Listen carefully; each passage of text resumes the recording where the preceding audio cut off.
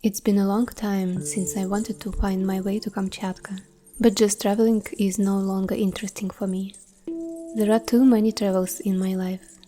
In fact, my whole life is a journey. Well, it seems I was waiting for some kind of genius idea.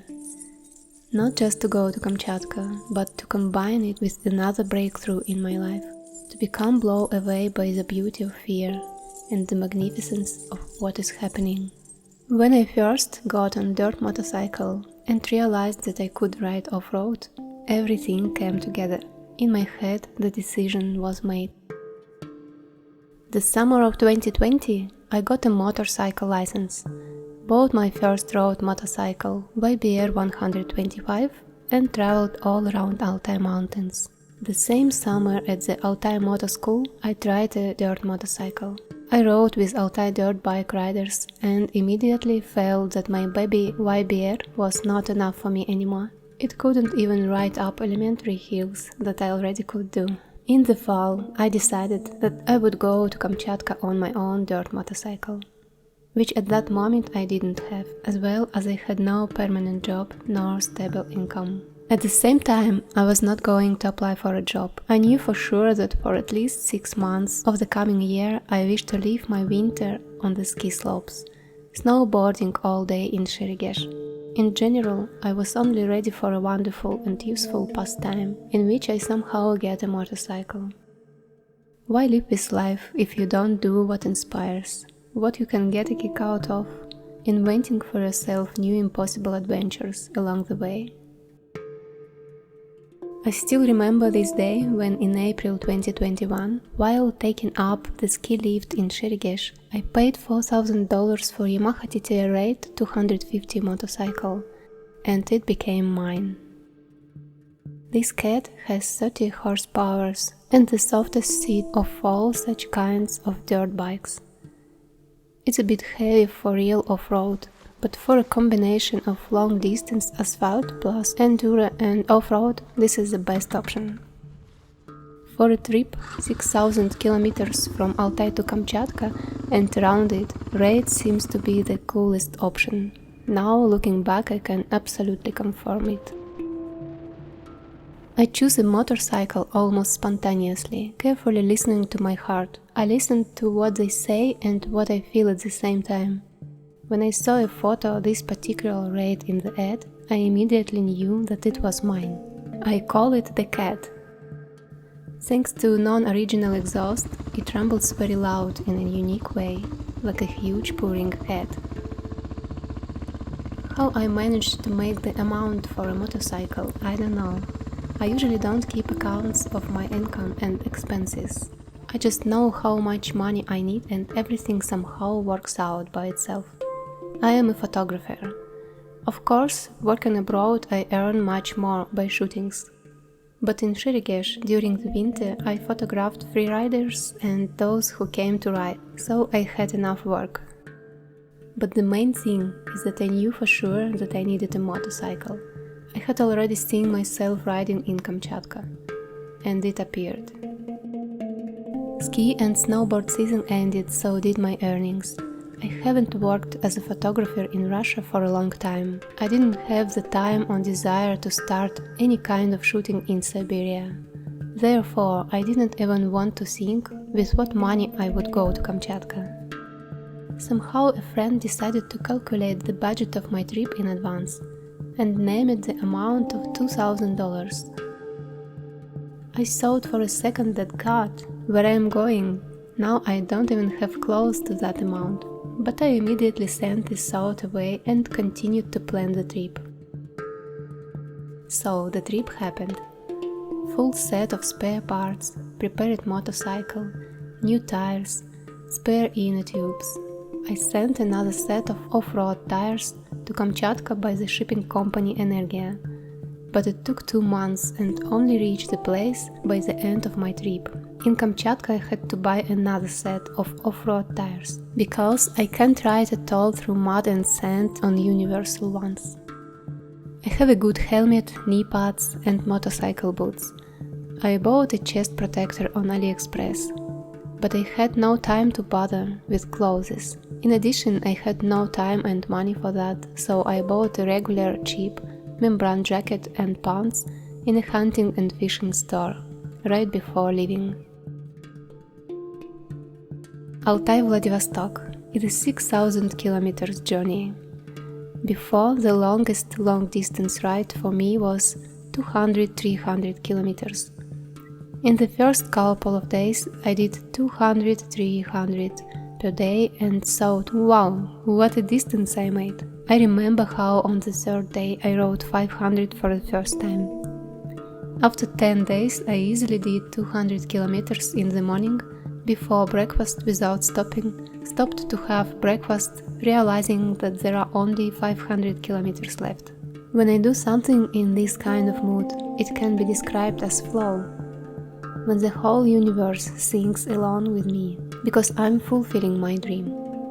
And it doesn't matter how real it is, I'm doing it. And everything around starts to help me. This happened to me more than once. This is my way of life. And I think if we have such feelings in us, if we are able to experience such bliss and joy just by listening to music, looking at the paintings, looking at the landscape surrounding us, fulfilling our dream or just doing what we love, it's not just coincidence, it is exactly how we should live.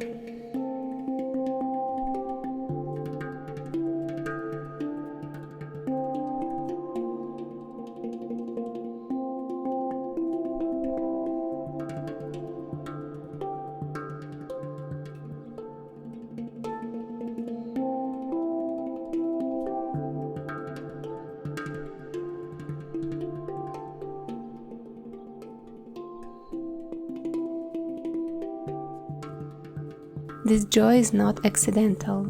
The universe itself inserted it in us, and this joy is an indicator that you should focus on when choosing your path. What causes such joy in us is definitely needed by the whole universe, not just by us personally. And don't even ask why, it's just the fact.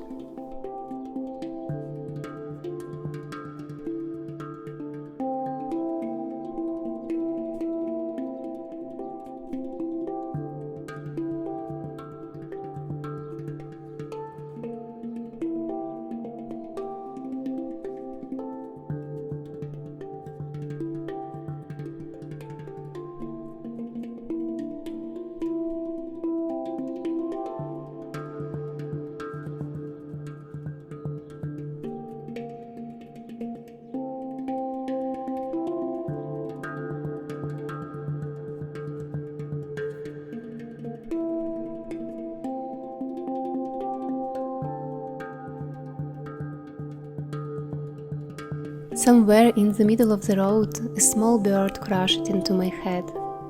I was driving alone in incredibly beautiful winding road in a pine forest. I was only in this moment. I didn't know what was waiting for me around the next corner. If I would get to the goal, will I be able to travel around Kamchatka? There are very bad roads, fords and bears. And it did not matter at all. I did what I couldn't avoid doing. The rumble of a motorcycle, the road flying towards me, the smells, the air plunging me into the cold or burning with warmth. This is a real full presence here and now, and the rest is not important. On the way, I stopped at motorcycle stations. In Russia we call it bike post. It was very funny because earlier I was told that bike posts are garages full of drunk, noisy bikers. These are houses equipped for overnight stays by other bikers, where you can spend the night, relax and learn from locals about the road and places you are riding in. All the way I was followed by empty motorcycle stations. Even the famous one in Mogocha was empty.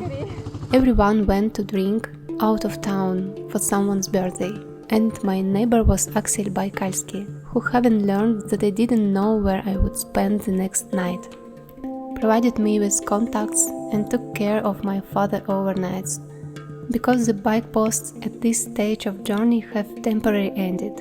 Stops in a tent outside Chita are considered dangerous. I managed to stay in Svobodny with the legendary Sergei Aluminium. He fixed my shock absorber and blew out my mind, showing his aluminium motorcycle and telling stories about his travels. In Skоворodino, I suddenly stayed for a couple of days with Igor, who writes poetry. I ate all his sausage sandwiches and we had a few rides together on our identical enduro motorcycles. We rode around the Amur region and the outskirts of Skоворodino. Unforgettable moments. When I arrived in Vladivostok, I was met and helped by Sergei, the seller of my own motorcycle. He helped me to send my cat to Kamchatka and drove me around the city, showing the most interesting places. And the next day I flew into my dream, Kamchatka. I planned to rent a room, started looking through the ads. But on the third day a friend wrote to me and offered to live in her dad's apartment. He was going to leave exactly the dates I was in town, from late July to early October.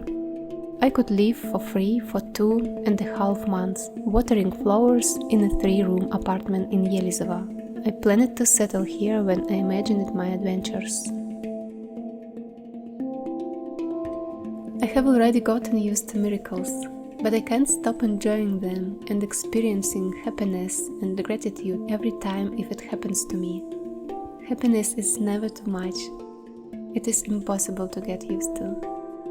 While I was waiting for my motorcycle, Julia, a dirt bike rider and snow biker living in Kamchatka, invited me to drive with them to Talbachik in jeeps. Later, together with Julia, we traveled a lot around different places in Kamchatka, both in jeep and on motorcycle, and next season this year we went to India and Tibet.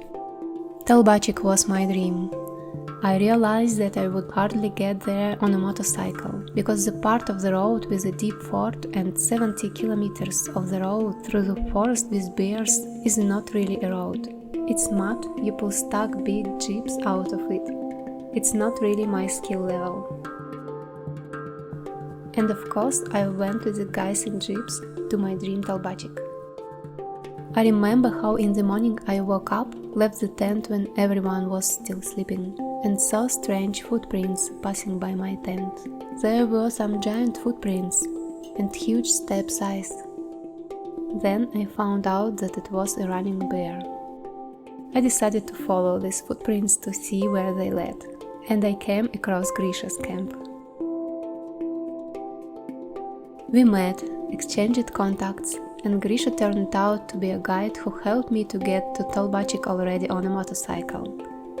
He rode next to me in his jeep and crossed the deepest place in Studionka River on my motorcycle. On Talbachik I lived in Grisha's glamping for free. As a result, I visited the volcano 3 times on one side and 1 on the other. When I entered the territory of the Talbachik for the first time on motorcycle, I squealed and squealed excitedly because I didn't fully believe that I could get there on my own, even though I knew in my heart that it would happen. Once in Yelizovo, when I was changing tires, Oleg approached me at the tire store. That time we hadn't met yet. He was driving by and saw how I was trying to fix a set of rubber on the trunk. His face was stunned with surprise when he came to help, because for him it was strange to see a girl on the same motorcycle as his own and with a non-Kamchatka license plate. I changed tires in order to go to Talbachik and then to try to drive to Kluchevskaya Sopka. Both at that moment still seemed unrealistic and extremely difficult to me. Oleg turned out to be a resident of Kluchi. Many times during the summer he traveled to the Kluchevskaya Sopka just to take a walk. As a result, after Talbachik, Oleg and I went to Kluchevskaya Sopka, the erupting Shevelich volcano, and to Ust-Kamchatsk, which struck my imagination. All these places are impossible to describe. Each of the places: tourist hot spring in Nalichevo, Ust-Kamchatsk, the village of Oktyabrski, all volcanoes, lakes, forests, All this is so unbearably beautiful that when I left, I understood that I would definitely return very soon. In general, in Kamchatka you need to have a special motorcycle, but better a motorcycle and a snow bike. And to live here not for 2 or 3 months, but for as long as your soul wants. Otherwise, it's simply impossible to get enough of all this atmosphere. I am very grateful to everyone who I met on my way, even bears, because now I take things much easier, the bears as well as my own fears. And you know, if you would see how clumsily I sometimes ride, how I am afraid to ride through rocks and creeks all in mud, and how awkward I sometimes do it, then you would understand that if I could make this journey and drive along all these roads, then you can in this life fulfill any desire at all. Everything is in our head. Each of us has such opportunities that you don't even suspect. All the limits and fears are just thoughts that you got rid of right now. Miracles and magic begin to haunt us if we only go honestly and openly towards our true desires.